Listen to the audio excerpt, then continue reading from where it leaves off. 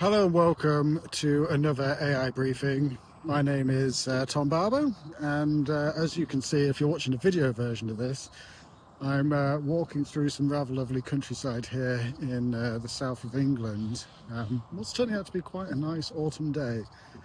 Whilst I was out and about, I was mulling over AI projects and how there's always some interesting stats about the likelihood of failure and obviously, conversely, the chances of success when it comes to running a successful AI project, especially, now there's so many different LLMs and, other ways to be able to leverage AI in the workplace. And so, whilst I was taking this stroll, a little bit of my background, I should probably explain, comes from data engineering. Like by trade, originally, and still to an extent to today, I am a data engineer. I started doing business intelligence. I started doing data platform engineering.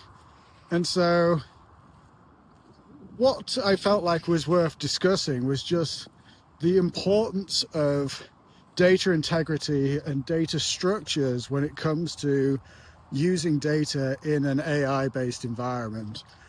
Because no truer word has been said with garbage in, garbage out, especially if you're starting to leverage the power of LLMs and the inherent complexities that go with it. Because the more you can structure your data, the more that you can give it repeating patterns and things that it can take hold of and grasp, the more likelihood is you're going to get a coherent answer out at the end of it all.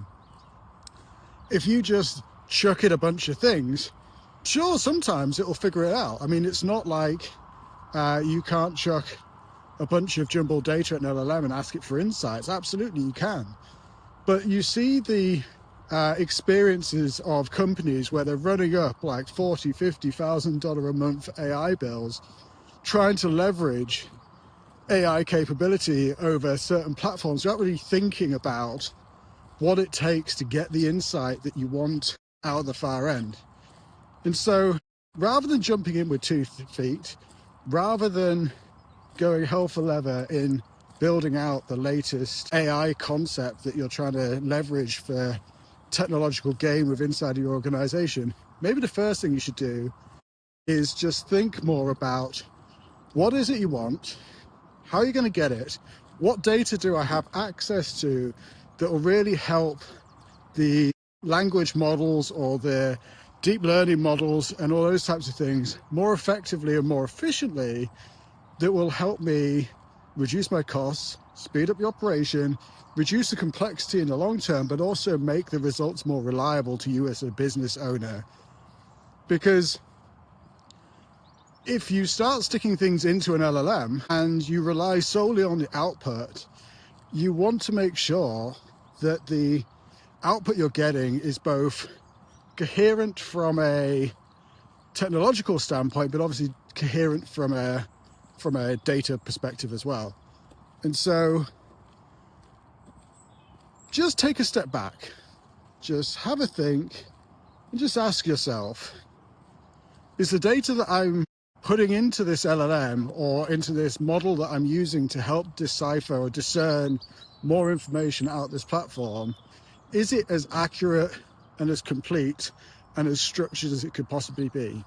Because it may slow you down in the very short term, but going forwards, it will put you in a much better position to ensure that you get the data integrity, because that way you'll make sure that you've got the data reliability, the consistency and the accuracy that you need to be able to use that data and those insights going forward within your business in the project in a way that you would desire. So have a think about that. Just sit down and map out what you've got and how you would go about doing it, and see if there are any improvements you can make that would amplify and work better with the projects and the platforms you're putting in place. Food for thought. As ever, this is the AI briefing. If you have anything you would like to discuss, thoughts, feelings, opinions, ideas about this podcast. I know they're just brief, daily-ish podcasts about news and insight and thoughts and that type of stuff. But if there is anything you would like me to tackle, feel free to stick it in the comments. And and I will see you on the next one.